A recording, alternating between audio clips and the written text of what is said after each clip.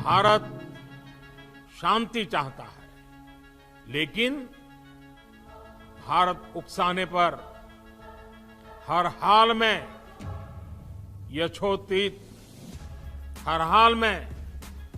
यथोचित जवाब देने में सक्षम है।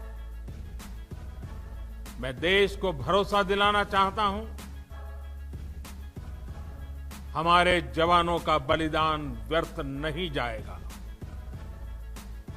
हमारे लिए भारत की अखंडता और संप्रभुता सर्वोच्च है और इसकी रक्षा करने से हमें कोई भी रोक नहीं सकता। हेलो दोस्तों, मेरा नाम है निखिल और आप देख रहे हो ज्ञान और विज्ञान से भरा हुआ यूट्यूब चैनल मिस्टीरियस ज्ञान। और आज जो मेरे साथ है वो है कृष्णकांत तिवारी। और अगर आपको लगता है इस वीडियो में कुछ भी गलत है तो प्लीज़ नीचे कमेंट करना, we will surely rectify our mistakes. तो आपने जैसे कि सुना कि गलवान घाटी में जो सैनिक शहीद हुए हैं उनके ऊपर अपनी प्रतिक्रिया व्यक्त करके पीएम मोदी ने कहा है कि हमारे शहीद जवानों की जान व्यर्थ नहीं जाएगी। और पीएम मोदी ने कहा है कि भारत शांति चाहता है, पर जो हमें उकसाएगा उन्हें हम मुंह तोड़ जवाब देंगे। मोदी जी ने ये बात बस कही क्या, पूरी भारत सरकार समेत पूरी भारत की जनता चीन को मुंह तोड़ जवाब देने के लिए मैदान में उतर गई। गलवान घाटी की घटना के बाद ही भारत ने चीन पर 2 दिन के अंदर 3 बड़े प्रतिबंध लगा दिए हैं, जिससे चीन अभी सोच में डूबा होगा कि चीन ने भारत से दुश्मनी मोल लेके सदी की सबसे बड़ी गलती कर दी है।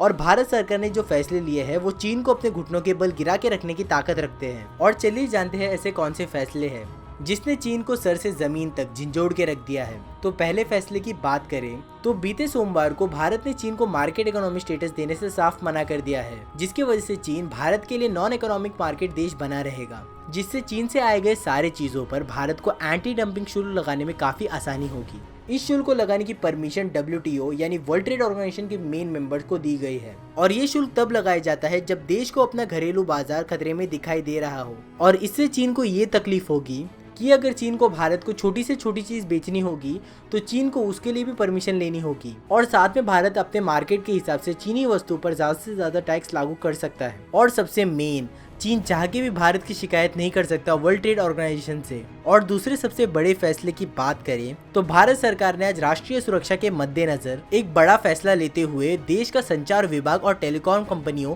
यानी MTNL और BSNL को निर्देश दिया है कि 4G के एक्सक्यूशन के लिए किसी भी चीनी वस्तु पर रोक लगाए। और भारत ने सभी टेंडर्स को खत्म करने के आदेश दे डाले हैं, जबकि नए टेंडर्स निकालने की प्रक्रिया जल्दी प्रोग्रेस में आएगी। और भारत ने ये पक्का कर लिया है कि चीन को भारत की तरफ से कोई नए टेंडर नहीं मिलेगी और ना ही नए सिरे से निकाले जाएंगे।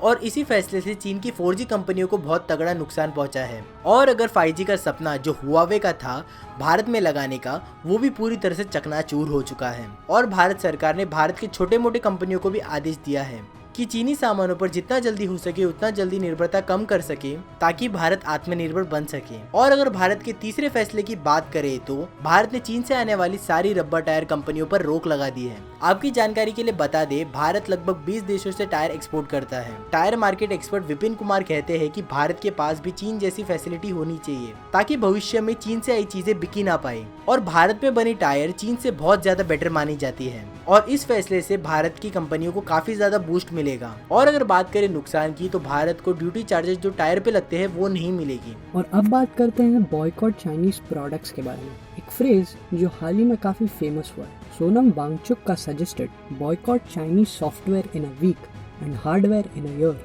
जो एक काफी इनोवेटिव आइडिया है। लेकिन हम जरा कुछ फैक्ट्स की बात पहले कर लेते हैं। हम चाइनीज एप्स को अनइंस्टॉल तो कर देंगे और हमारे लिए शायद ये आत्मनिर्भरता होगी, लेकिन उन एप्स का क्या जो चाइनीज कंपनीज के द्वारा फंडेड है। एग्जाम्पल के लिए Paytm, hike, Ola, Snapdeal, big basket, Byju's, Dream11, make my trip, list goes on. तो अगर हम चाइनीज एप्स को स्विच करके इन्हें यूज करने लगे तब भी पैसा इन दी एंड जा तो चाइना ही रहा है ना।